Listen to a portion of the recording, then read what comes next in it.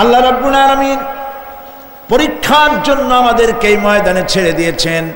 প্রশ্ন কি হবে আল্লাহ সব বলে দিয়েছেন। প্রশ্ন কি হবে? তোমার যৌবন, এ ব্যাপারে প্রশ্ন করা হবে। কোন পথে ইনকাম করেছো প্রশ্ন করা হবে। কোন পথে খরচ করেছো প্রশ্ন করা হবে। দ্বীনের ইলম যতটুকুন হাসিল করেছিলে তার কতটুকুন নিজে পালন করেছো, আর দ্বীনের দাওয়াত কতটুকুন মানুষের কাছে পৌঁছায়ছো, প্রত্যেকটি ব্যাপারে কিয়ামতে আল্লাহর কাছে জবাব দিতে হবে। এই জন্য কবি বলছেন, আমল সে জিন্দেগি বনতি হ্যায় ये जन्नत भी व जहन्नम भी, ये खाकी अपनी फितरत है ना नारी ना नूरी। মানুষের জীবন আমল দিয়ে গঠন হয়, আমল দিয়ে জীবন গড়ে, নইলে এই মাটির তৈরি দেহ জান্নাত আর জাহান্নামের কিছু দিয়ে তৈরি হয় নাই। আপনি ইচ্ছে করলে দেহটারে জাহান্নামের জন্য উপযোগী করতে পারেন, ইচ্ছে করলে এই দেহটাকে জান্নাতের জন্য উপযোগী করতে পারেন। এটি আপনার ইখতিয়ারে আল্লাহ দিয়েছেন, আপনাকে বাধ্য করা হয় নাই যে সেজদা না দিলে ফেরেশতা এসে ঘাড়ের উপরে পিটাবে, সুদ ঘুষ জেনা করলে পরে ঠ্যাং পিটায় ভেঙে দেওয়া হবে না। আপনি বাধ্য নন। আপনি সম্মানিত জীব আল্লাহ, সম্মানিত প্রাণী আল্লাহ পাকের, সেই জন্য মানুষকে বাধ্য করা হয় নাই। অটোনোমাস বডি, অটোনমি দেওয়া হয়েছে, আপনাকে স্বাধিকার দেওয়া হয়েছে। চন্দ্র সূর্যের ব্যাপারে স্বাধিকার দেওয়া হয় নাই। রাত এখন 7:35, সূর্যের বাপেরও ক্ষমতা নাই বাংলাদেশে এখন উকি মারে, ঠিক কিনা? সে এখন আমেরিকায় রোদ দিচ্ছে, তাপ দিচ্ছে আমেরিকায়। ওকে নির্ধারণ করা হয়েছে যেভাবে, সেইভাবেই করতে হবে। পানি বলেন, পাহাড় বলেন, পাখি বলেন, চন্দ্র বলেন, গ্রহ বলেন, নক্ষত্র বলেন, সব জিনিস বাই হুক অ্যান্ড ক্রুক। আর জীবন ব্যবস্থা ছেড়ে দিয়ে তোমরা কি অন্য কোনো মতবাদ তালাশ করো? ওয়ালাহু আসলামা মান ফিস সামাওয়াতি ওয়াল আরদ, অথচ আকাশে যা আছে জমিনে যা আছে সব আনুগত্যের মস্তক আমার সামনে অবনত করে দিয়েছে। সুবহানাল্লাহ। মানুষকে আল্লাহ পাক ইখতিয়ার দিয়েছেন, ইচ্ছে করলে মাহফিলেও আসতে পারেন, ইচ্ছে করলে সিনেমাও ঢুকতে পারবেন, অসুবিধা নেই। অসুবিধার জন্য কিয়ামত, ওখানে হিসাব হবে। এখানে আপনি সূর্য চন্দ্র ফেরেশতা, ফেরেশতারও কোনো মাজাল নাই, কোনো ইখতিয়ার নাই আল্লাহর হুকুমের বাইরে কিছু করে। আল্লাহ যা করতে বলেছেন তাই করতে হবে, এর বাইরে এক চুলও নড়তে পারবে না। কিন্তু মানুষেরা করতে পারবে। মানুষ ইচ্ছে করলে নামাজ রোজা ছাড়তে পারে, ইচ্ছে করলে আল্লাহরে অমান্য করতে পারে। এটা তার বিচারের জায়গা না, এটা হলো পরীক্ষার জায়গা। এটা কিসের জায়গা? পরীক্ষার জায়গা। এখানে আপনি কামাই করলে ওখানে কিছু পাবেন, এখানে কামাই না করলে কিছু পাবেন না। আরো সোজা করে বলি, কোন কৃষক, যে কৃষক আষাঢ় মাসে শ্রাবণ মাসে জমিন চাষ করে না, পৌষ মাসে তার গোলায় ধান আসবে? কথা বোঝেন নাকি বোঝেন না? পৌষ মাসে গোলায় ধান আসবে?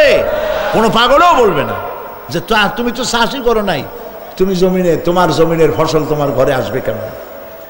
কাজী এই দুনিয়ায় পরীক্ষা দিলে এখানে রেজাল্ট হয়, এখানে গাছ লাগাইলে এখানে ফল দেয়। কিন্তু মানুষের জন্য আল্লাহ পাক যে আমল তৈরি করেছেন, পরীক্ষা নেবেন, সেই পরীক্ষার রেজাল্ট এখানে হবে না। পরীক্ষার রেজাল্ট আউট হবে কোথায়? আখিরাতে। বলেন সবাই, কোথায় হবে? পরীক্ষার রেজাল্ট আউট হবে কোথায়? আখিরাতে। এখানে আপনি যা কামাই করবেন এখানে রিটার্ন দেওয়া হবে না। এখানে যা কামাই করবেন সমস্ত কামাই 700 গুণ বর্ধিত আকারে কিয়ামতে আল্লাহ আপনার হাতে ধরাই দিবেন। আল্লাহর ওয়াদা কখনো মিথ্যা হয়? মিথ্যা হয় রাজনৈতিক দলের নেতারা, এই জাতীয় লোকেরা যারা মঞ্চে আসে আর বলে যে এবার আমাদের ভোট দেন, আমরা ক্ষমতায় যাইতে পারলে আপনারা না খাইয়া কেউ মরবেন না। কিন্তু কি খাইয়া মরবে তাও কয় না। সেদিন শুনলাম এই যে নির্বাচন এখন একটা চলতেছে, স্লোগান বাপ দাঁড়াইছে, ছেলে তো বলে রহিম ভাই আমার ভাই, তোমার ভাই, বাপের নাম রহিম। তারপরে শুনলাম বলতেছে বেগুন ভাইয়ের চরিত্র, আজকাল নাম রাখে তো আদর করে, বেগুন পটল, বেগুন ভাইয়ের চরিত্র ফুলের মতো পবিত্র। আমি আর একজনের পাশে থেকে কইল যে নামাজ পড়ে না, একক তো এমনই ফুলের মতো চরিত্র। তো দুনিয়ার ময়দানে আপনি যা কামাই করবেন এখানে রেজাল্ট আউট হবে, এখানে আপনি পাবেন ফল, এখানে পাবেন। যা করবেন এখানে গাছ লাগাবেন, ফল লাগাবেন, এখানে পাবেন। আর আল্লাহর জন্য যেটা করবেন সেটার ফল, সেটার রেজাল্ট কিয়ামতে বাইর হবে। সুবহানাল্লাহ। এখানে পরীক্ষা দিয়ে যদি কেউ ফেল করে, ম্যাট্রিক পরীক্ষা দিয়ে ফেল করেছে, ফাজেল পরীক্ষা দিয়ে ফেল করেছে, আবার পরীক্ষা দিয়ে পাস করার সুযোগ আছে, আবারও ফেল করেছে, আবারও পরীক্ষা দিয়ে পাস করার সুযোগ আছে। 10 বার যদি ফেল করে আরো 10 বার পরীক্ষা দিয়ে পাস করার সুযোগ আছে। কিন্তু কিয়ামতের দিন আল্লাহ রাব্বুল আলামিনের জীবনের পরীক্ষায় কোনো মানুষ যদি আল্লাহর আদালতে ফেল করে বসে একবার, দ্বিতীয়বার পরীক্ষা দেওয়ার আর কোনো সুযোগ নাই। এই পৃথিবীতে যদি কেউ নিম্ন আদালতে মামলায় হেরে যায়, জজ কোর্টে করবে, যদি হেরে যায় হাইকোর্টে করবে, হেরে গেলে আপিল করবে সুপ্রিম কোর্টে, সুপ্রিম কোর্টেও যদি হেরে যায় তাহলে প্রেসিডেন্টের কাছে আপিল করবে, সুযোগ আছে কয়েকবার।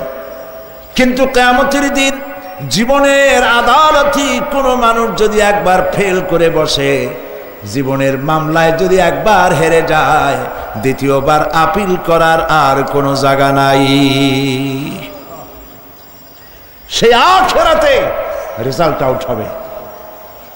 আমরা সব মরে যাব, আমরা সব কি হব? সব মরে যাব। আল্লাহ পাক আমাদেরকে উঠাবেন আবার। মানুষকে কবরে রাখার সময় আমরা কি বলি? মিনহা খালাকনাকুম, জানেন না? পড়েন, মিনহা খালাকনাকুম ওয়া ফিহা নুঈদুকুম ওয়া মিনহা নুখরিজুকুম তারাতান উখরা। এই মাটি দিয়ে তোমাকে তৈরি করা হয়েছিল, এই মাটির মধ্যে রেখে গেলাম, এর থেকে আবার তোমাকে উত্থিত করা হবে। কে বলতেছেন এ কথা? আল্লাহ পাক বলছেন, আল্লাহ তাআলা বলছেন। কি নিষ্ঠুর এই পৃথিবী! ভেবে দেখেছেন কি একবারও কি ভেবে দেখেছেন এই পৃথিবী কত নিষ্ঠুর? এই সন্তান সন্ততি সব একটি মোহ, একটি মায়া, একটি মহব্বত, একটি প্রতারণা।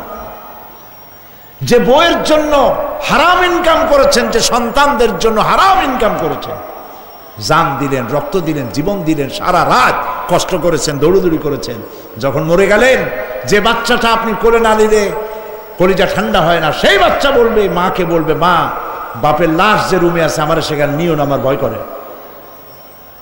ঠিক কিনা? স্ত্রীও আরো 2-1 লোক না হলে লাশের ঘরে থাকতে পারবে না, তারও ভয় করবে। থাকলে বড় জোর মা থাকতে পারে, বাপ থাকতে পারে। যাকে বিবাহ করার পর অনেক সন্তান আছে, মা বাপকে চোখে দেখতে পারে না, বউর কথা মতো মায়ের সাথে কথা বলা বন্ধ করে দেয়। হয়তো কুমিল্লা এরকম নাও থাকতে পারে। বউ তো নালিশ করছে, মার সাথে কথা কয় না, আবার বলে এই বুড়িটা মরে না কেন? নাউযুবিল্লাহ, নাউযুবিল্লাহ। বুড়িটারে মরার কথা বলতেছো তুমি। তোমার ছোট্টবেলায় যখন তোমার টাইফয়েড হয়েছিল, অসুখ করেছিল, গরিব বাবা, বাড়িতে ল্যাপ নাই, খাতা নাই, তোষক নাই, সেই জায়গায় মা তার কাপড় বিছায় দিয়া বুকের উপরে নিজের শরীরের উষ্ণতা দিয়া বাঁচায় রাখার চেষ্টা করেছে, নিজে না খেয়ে খাওয়াইছে, অসুখ সারে না।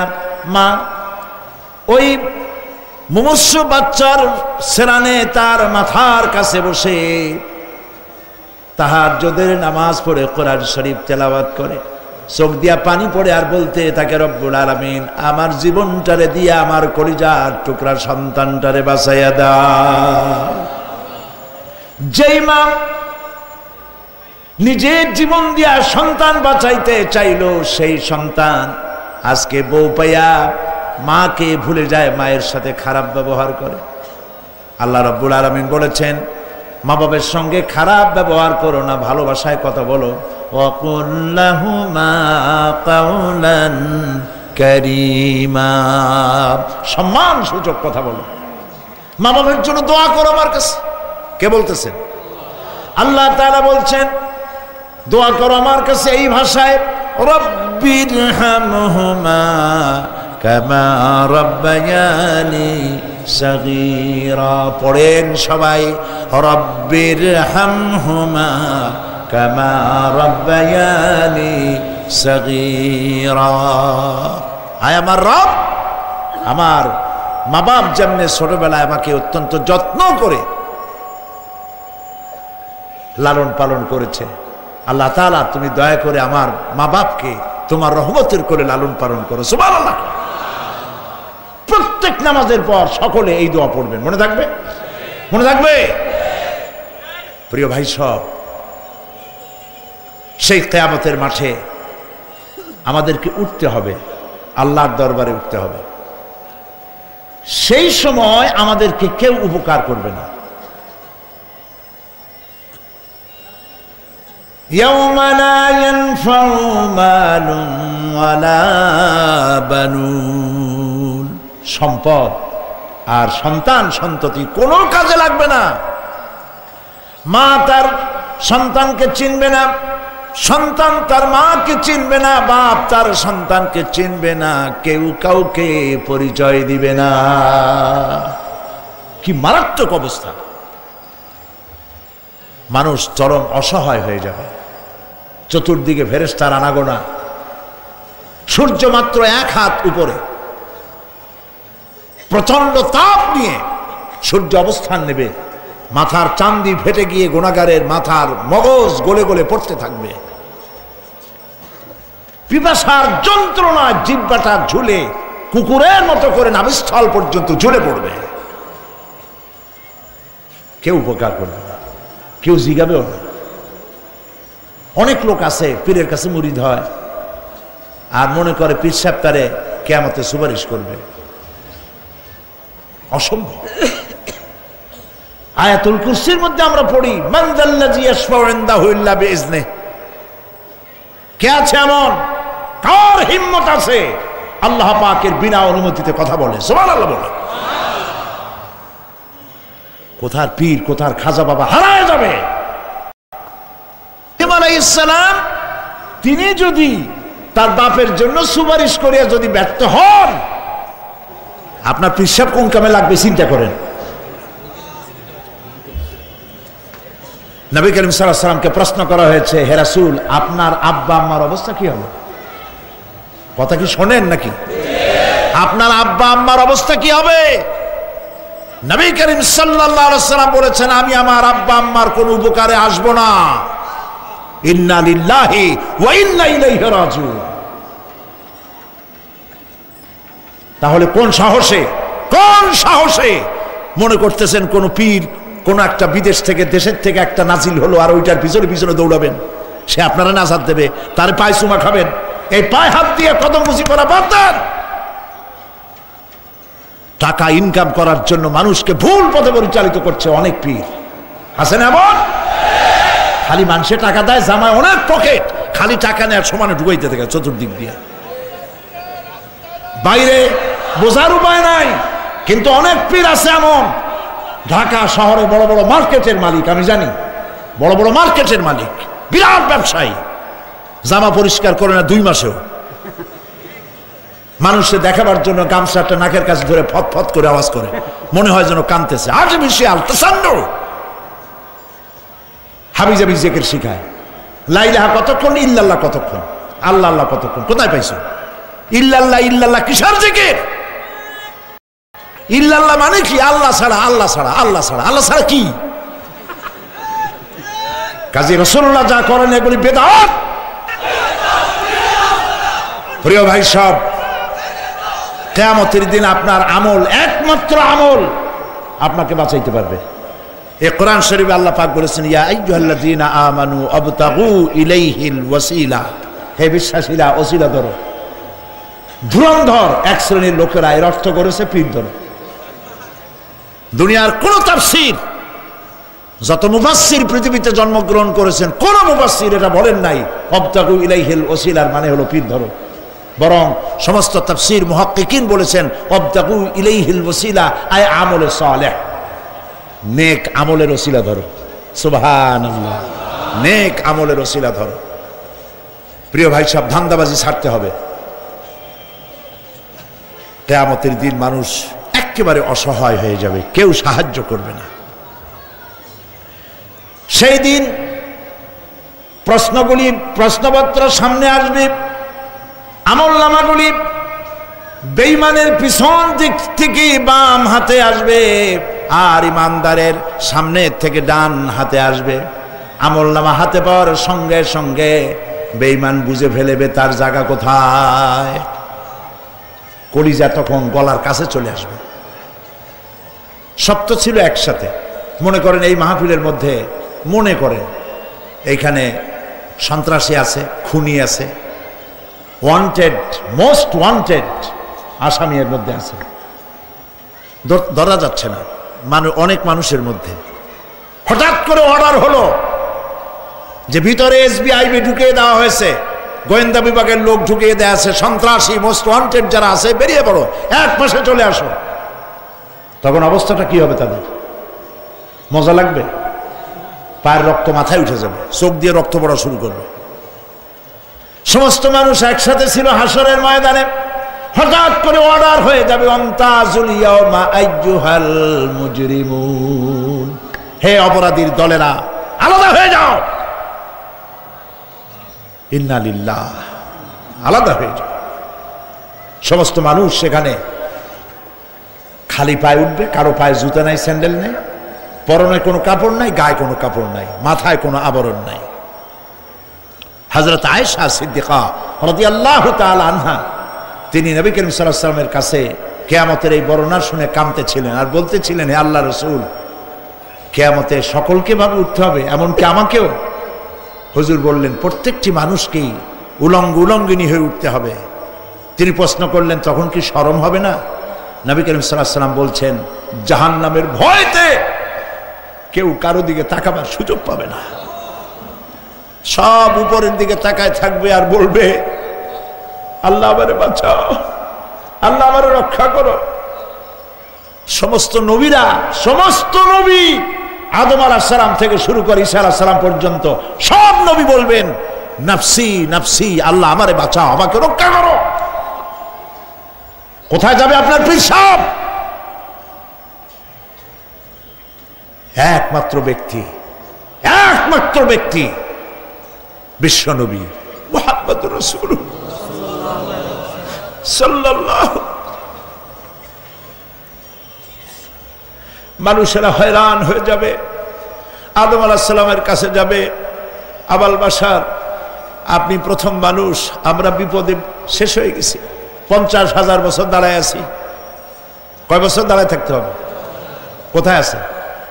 এই কোরআন শরীফে 50,000 সানা মিম্মা তাউদ্দুন। এই পৃথিবীতে গণনা করলে 12 মাসে 1 বছর, 12 বছরে 1 যুগ, এরকম করে করে 50,000 বছর পৃথিবীতে গুনলে যত বড় লম্বা হয়, বিচারের দিনটা এত বড় লম্বা হবে। সবাই বলবে, আদম আলাইহিস সালাম আমাদের জন্য একটু আল্লাহকে সুপারিশ করুন যেন তিনি আমাদের বিচারটা তাড়াতাড়ি করে দেন। তিনি বলবেন, আমার পক্ষে সম্ভব নয়, আল্লাহর সামনে দাঁড়িয়ে কথা বলার আমার কোনো সাহস নাই, আমি পারবো না। নূহ আলাইহিস সালামের কাছে যাও। নূহ আলাইহিস সালাম বলবেন, আমি পারবো না। মুসা আলাইহিস সালামের কাছে যাও। তিনি বলবেন, আমি পারবো না। ইব্রাহিম আলাইহিস সালামের কাছে যাও। একজন আরেকজনের কাছে পাঠাবে। সর্বশেষ ঈসা আলাইহিস সালামের কাছে লোকেরা আসবে, হাসরবাসী। ঈসা আলাইহিস সালাম বলবেন, আমি তো পারবোই না, কারণ পৃথিবীর শত শত কোটি নাসারারা আমাকে আল্লাহর ছেলে বলেছে, অথচ আমি তাদের তা বলতে বলি নাই। আমি নিজের ব্যাপারেই আজকে শঙ্কিত, আমারে তারা আল্লাহর ছেলে বলছে। আল্লাহ আজকে আমার সাথে কি ব্যবহার করবেন আমি তো জানি না, আমি নিজেই বিপদে আছি। তবে আমি তোমাদের ব্যাপারে একটা পরামর্শ দিতে পারবো।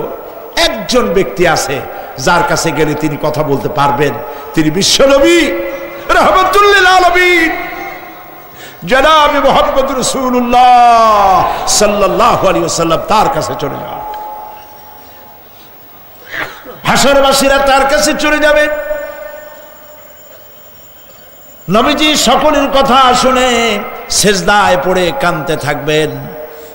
তিনি বলবেন, হাসরবাসীদেরকে আশ্বস্ত করবেন, এই কাজ আমার কাজ, আমি বলবো আল্লাহ পাককে।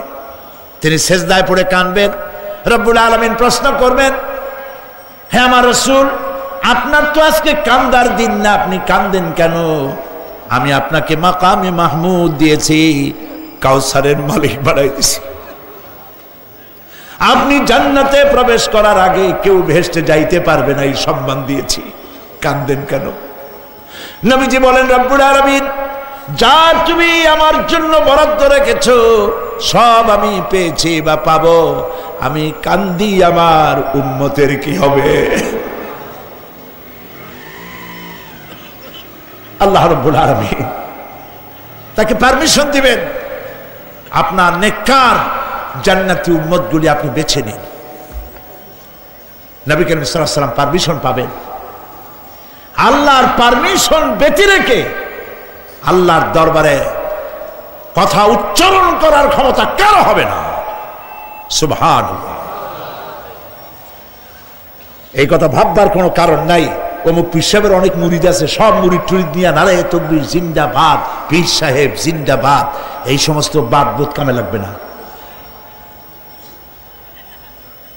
ওয়া কুল্লুহুম ইয়াতিহি ইয়াউমাল কিয়ামতি ফারদা। কিয়ামতের দিন প্রত্যেককে একজন একজন করে আসতে হবে আল্লাহর দরবারে। আল্লাহ বলেছেন একজন একজন একজন, মিছিল করার উপায় নেই। আল্লাহ রাব্বুল আলামিনের দরবারে হাজির হয়ে যাবে সেই কঠিন হাসরের ময়দানে। বাঁচার জন্য নবীজি দোয়া শিখায় দিয়েছেন, দোয়া করো, আল্লাহুম্মা হাসিবনি হিসাবান ইয়াসীরা। পড়েন আমার সাথে, আল্লাহুম্মা হাসিবনি হিসাবান ইয়াসীরা, আল্লাহুম্মা হাসিবনি হিসাবান ইয়াসীরা। আয় আল্লাহ, তুমি আমার সহজ হিসাব নাও। নবী করিম সাল্লাল্লাহু আলাইহি ওয়াসাল্লাম নিজেই দোয়া করেছেন। চিন্তা করেন, আল্লাহ পাক নিজে, আল্লাহ তাআলা তিনি নিজে প্রশ্ন করবেন এবং পাপগুলি দেখাই দেবেন, এই সব পাপ করছো। মানুষ, আল্লাহর বান্দা ভয় চোটে কলজা গলা দিয়ে বেরিয়ে যেতে থাকবে, বেরিয়ে যেতে চাইবে, তার বাষ্পরুদ্ধ হয়ে আসবে, বলতে থাকবে, আল্লাহ আমি করে ফেলেছি, আমি মাপ চাই, তোমার কাছে ক্ষমা ভিক্ষা চাই। আল্লাহ রাব্বুল আলামিন বান্দার কাকুতি বিরতির দিকে লক্ষ্য করে বলবেন, বান্দারে আমি তোকে ক্ষমা করে দিলাম। এটাই হলো হিসাবে ইয়াসির, সহজ হিসাব। এই সহজ হিসাব কার কিসমতে আছে কার কিসমতে নাই তা আমরা কেউ জানি না। এই দুনিয়াটাকে আল্লাহ পাক বানাইছিলেন পরীক্ষা নেওয়ার জন্য। কি জন্যে? পরীক্ষা নেওয়ার জন্য। পরীক্ষায় যার যে বয়স এখন আছে, এখানে আমার যা বয়স, আপনার যা বয়স, এই বয়সে যা যা করছি এখন হিসাব করেন। ছোটবেলায় কই মাছের কাঁটা গলার মধ্যে ঢুকছিল, তখন ক্লাস 2তে পড়ি। এরকমের একটা ঘটনা মনে আছে কিনা? মনে নাই? অন্যের বাড়ির আম পাড়তে গিয়া বাড়িওয়ালার সামনে পড়ছিলেন, 2টা থাপ্পড় দিছিল। এসব কথা মনে আছে না? আছে কিনা? এই ছোট্ট ছোট্ট কথাগুলি, কোন পুকুর পাড়ে আসার খাইছিলাম, কেডা মারছিল, সেই ছোট্টবেলা থেকে এই পর্যন্ত এই ছোট্ট কথাগুলি যদি মনে থাকে, তাহলে বড় বড় পাপ কি কি করছেন তা মনে নাই? তাহলে নিজের হিসাব নিজে করো। কিয়ামতে আল্লাহ পাক আমলনামা হাতে দিবেন, বলবেন পড়ো, ইকরা কিতাবাক, পড়ো তোমার আমলনামা। তুমি তোমার হিসাবের জন্য আজকে তুমি নিজেই যথেষ্ট। পড়ে দেখো কি করছো। ইন্না লিল্লাহি ওয়া ইন্না ইলাইহি রাজিউন।